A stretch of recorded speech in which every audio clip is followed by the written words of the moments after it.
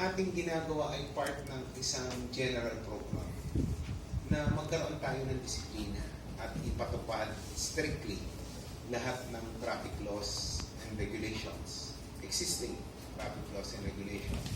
Kasi po, padami ng padami yung sasakyan. So, kailangan po talaga naming ayusin. Dahil kung hindi po, magkakaroon po tayo ng anarkiya sa kalsada. Bicycle lane, papayagan ba sila lumabas dyan para dumaan ng overpass, underpass? Dahil kung hindi po, dadaan sila sa service road, in which case, dadaan po sila sa stoplight ng mga intersections tulad ng Shaw, Cubao. Inaaral din po natin yung possibility na kung i-share ng motor at ng bisikleta yung po bike lane now, ay baka pwede rin po na yung mga bangketa ay shared naman ng bisikleta at ng tao.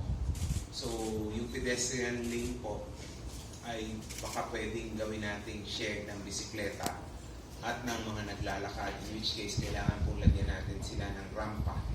Po, hindi siya kakayanin ng existing bicycle lane dahil medyo makipot po yan. At sa sobrang dami po, kasama rin po dyan na inaaral yung optional dahil nga po sa sobrang dami at kung hindi po kasya dito sa bicycle lane, papayagan natin pumasok. Yung iba manatili doon sa kanilang sa ibang linya.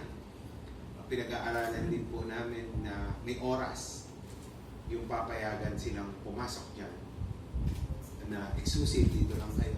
Yung mga ganun po, kailangan po namin aralin. And in fact, as we speak, ang ating pong Traffic Engineering Center ay naggagawa ng mga